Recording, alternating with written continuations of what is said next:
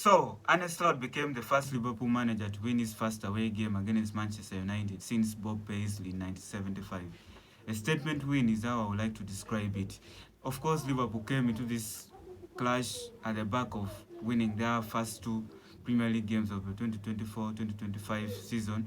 So they were always high on momentum. On the other side, Man United, the home side, came into this fixture at the back of yet another away loss against Brighton last weekend. So for Eric Ten Hag, the last thing he would have wanted is to lose a home game this early in the new campaign. And again, you are coming into a new season at the back of losing 14 Premier League games last season.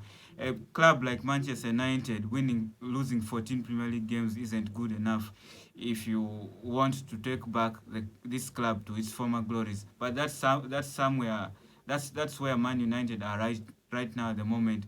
It was kind of surprising for Liverpool to win that game 3-0, but at the same time, a well-coached and drilled team came and took advantage of a team which was all over the place, and that's what Manchester United are at the moment.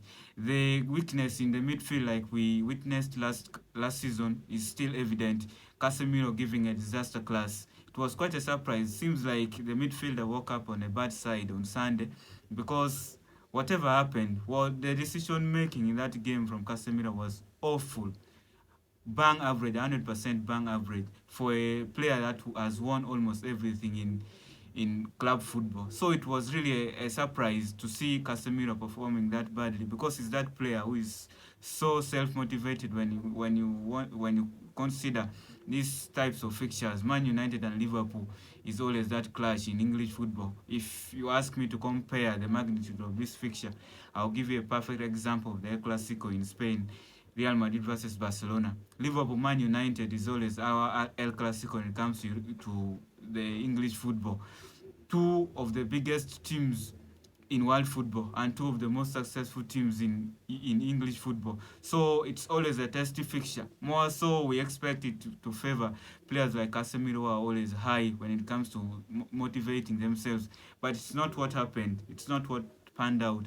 The midfielder was substituted after giving away 2 goals in that first half. Of course, when you are playing against top teams like Liverpool, who have clinical forwards, for example, Luis Diaz and Mo Salah, they are always going to punish whatever mistakes you make, and that's what Liverpool did exactly. So for Man United, it's back to normal issues. Last season, like I've stated, they lost 14 games in the Premier League for the first time. Eric Ten Hag is breaking records for the wrong reason.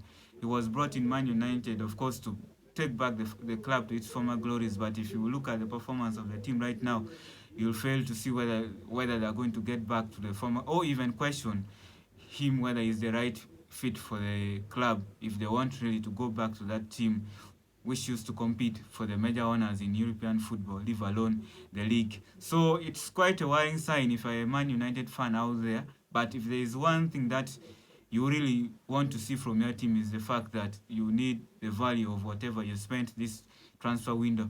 The club has spent over £200 million on 5 players. Of course, Manu Ogate being the latest signing, that adds up on players like Lenny Yoro from Lille, players like Dr. Zagzi, players like Noze Mazraoui, players like Matthias Delit. So 5 new players. On the other side, Liverpool, of course, this was a very boring transfer window for all the Liverpool fans out there. They expected much, but all they could get is absolutely nothing. But who cares when you come into the campaign and you haven't bought a lot of players yet you win your first 3 Premier League games of the campaign?